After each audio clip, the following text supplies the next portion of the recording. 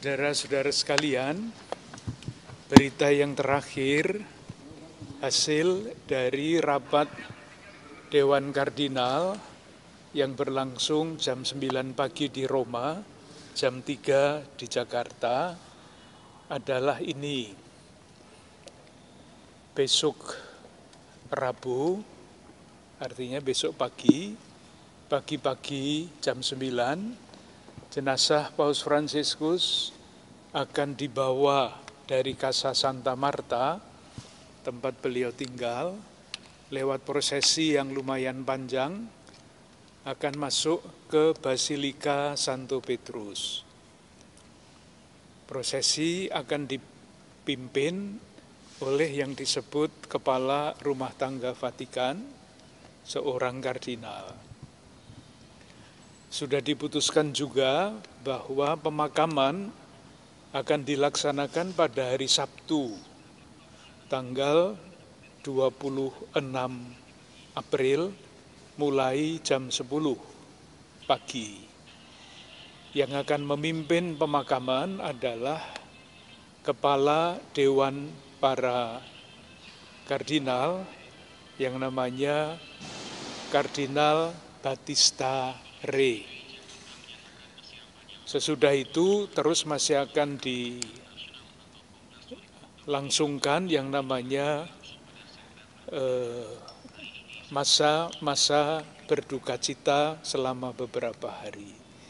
Itu rapat terakhir, hasil rapat terakhir yang tadi baru saja kami terima dari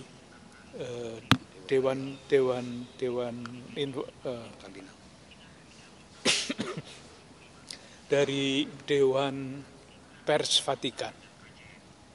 Romo, untuk di katedral sendiri ada agenda khusus atau misa khusus untuk Bapak Paus Fransiskus? Besok hari Kamis, besok hari Kamis jam 6 sore akan ada misa requiem di gereja katedral ini. Misa akan dipimpin oleh Duta Besar Vatikan untuk Indonesia yang adalah seorang wakil dari Paus. Bapak Ketua KWI, Konferensi Wali Gereja Indonesia, akan hadir. Beberapa uskup yang bisa hadir akan hadir juga di sini. Saya ikut di dalam misa konselebrasi itu. Dan Romo Sekretaris sudah mengirimkan surat ke paroki-paroki di seluruh Keuskupan Agung Jakarta untuk merayakan Ekaristi untuk arwah Bapak Suci Paus Fransiskus. Jadi paroki-paroki di Keuskupan Agung Jakarta yang jumlahnya 69 diharapkan pada hari yang sama Kamis sore mengadakan upacara duka misa arwah di paroki masing-masing. Atau kalau belum sempat pada hari Kamis sore, nanti bisa memilih hari sendiri untuk mengadakan upacara itu. Itu hanya untuk wilayah Jakarta saja, Romo, atau untuk seluruh umat Katolik di Indonesia, paroki-paroki di Indonesia? Tadi Bapak Uskup Ketua Konferensi berdiskusi dengan saya, lalu isinya yang diumumkan tadi adalah silahkan masing-masing keuskupan yang tersebar di seluruh Indonesia ini mengatur agendanya sendiri. Yang penting umat diajak untuk berdoa bagi Bapak Suci. Jadi tergantung dari keuskupan masing-masing. Untuk hari ini? Untuk hari ini misa biasa, tetapi tentu saja di dalam perayaan Ekaristi itu ada bagian yang isinya mendoakan arwah yang sudah meninggal. Pasti beberapa hari ini nama Paus Fransiskus disebut sebagai yang sudah wafat, tetapi tidak disebut lagi di dalam doa syukur agung yang biasanya isi doanya adalah menjaga kesatuan bersama dengan Paus kami Fransiskus dan uskup namanya disebut. Tetapi karena sekarang Paus sudah wafat, nama Paus Fransiskus tidak disebut lagi di dalam doa itu, tapi disebut pada bagian yang sudah meninggal. Sejauh ini Romo ada yang terkonfirmasi akan datang langsung ke pemakaman Paus Fransiskus di Vatikan? Yang sudah memberitahu saya adalah Bapak Ketua Konferensi Wali Gereja Indonesia. Tentu saja kalau mendapatkan tiket ya, karena ini mendesak sekali. Besok dimakamkan hari Sabtu, itu artinya harus berangkat hari Kamis. Kalau ada tempat di pesawat tentu saja. Karena kalau tidak ya nanti terlambat sampai ke sana. Tapi pasti Bapak Uskup Bandung, Uskup Antonius Benyamin Subianto akan berangkat.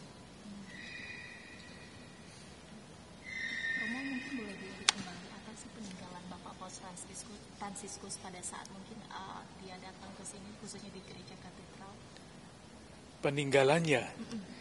Peninggalannya adalah warisan rohani.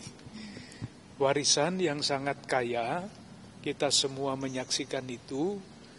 Saya rasakan khususnya tentu bersama-sama dengan yang lain ya. Misalnya saya sebut ya, panitia penyambutan Paus bulan September yang lalu, itu anggota-anggotanya tidak mau bubar. Karena begitu terkesan dan begitu merasa terberkati dengan menjadi panitia itu, sehingga sampai sekarang grup WA-nya itu masih berlangsung. Mereka menyebut diri bukan panitia lagi karena sudah tidak ada panitia, tetapi namanya alumni panitia penyambutan Paus, misalnya itu. Jadi bisa dibayangkan seperti apa hati mereka yang tergerak. Romo Ulun mungkin bisa lebih bercerita karena beliau adalah salah satu pemegang peran besar di dalam kepanitiaan itu. Yang juga sangat mengharukan adalah kesaksian dari beberapa teman dengan latar belakang iman yang berbeda. Semuanya memberikan kesaksian yang sangat baik. Paus Fransiskus itu bukan sekedar pemimpin gereja Katolik, tetapi adalah pribadi yang mewariskan nilai-nilai kemanusiaan yang mulia. Hampir semua mengatakan itu. Isinya itu. Jadi tidak memandang agamanya itu apa, tapi beliau adalah tokoh kemanusiaan. Sampai akhir hayatnya kan, kalau kita ingat hari Minggu yang lalu, dalam keadaan kesehatan yang sudah begitu tidak bagus, masih datang ke lapangan Santo Petrus, dan masih berbicara tentang perdamaian. Itulah yang ada di dalam hatinya, itulah yang beliau ajarkan dalam berbagai macam kesempatan dan dengan teladan. Jadi misalnya saya ambilkan contoh ya. Kenapa beliau waktu datang ke sini itu mobilnya tidak ditutup jendelanya. Itu bukan karena alasan praktis saja. Ya karena beliau ingin menyapa, kalau boleh memegang anak-anak. Tetapi di latar belakang itu ada pikiran begini, saya itu setiap hari bicara tentang damai. Nah kalau saya takut berhadapan dengan orang, kesaksian saya untuk membawa damai tidak ada gunanya.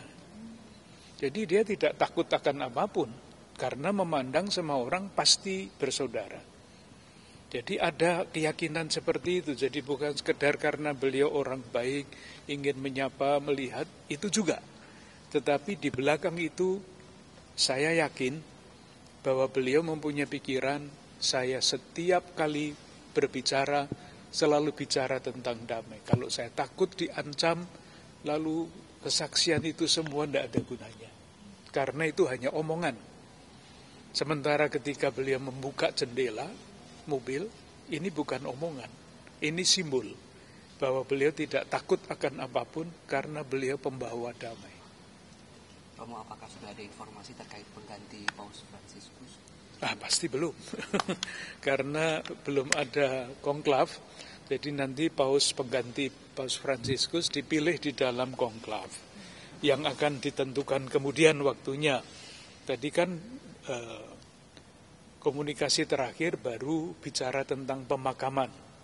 Nanti sesudah pemakaman pasti akan diumumkan kapan konklav akan mulai, dan ketika konklav berlangsung ya pada waktu itu pemilihan paus akan terjadi.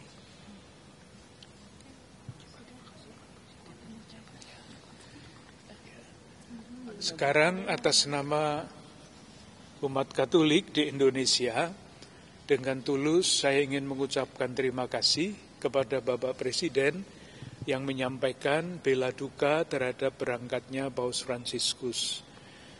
Para pemimpin bangsa kita yang dengan berbagai macam cara juga menyampaikan ikut berbela duka.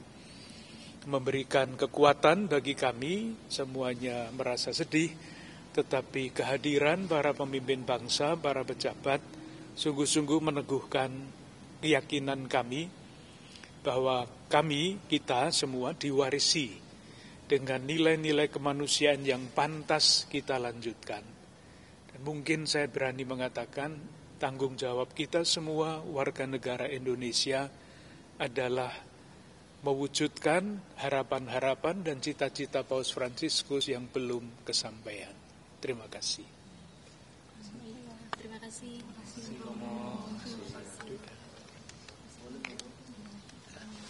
Sudah. Terima kasih. Baik, terima kasih. Terima kasih. Sudah kehujanan kan tadi? Iya. Hujan deras di luar. Baik, terima kasih banyak. Selamat sore.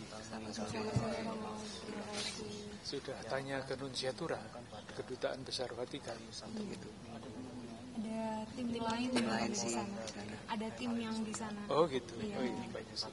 Masih banyak warga juga.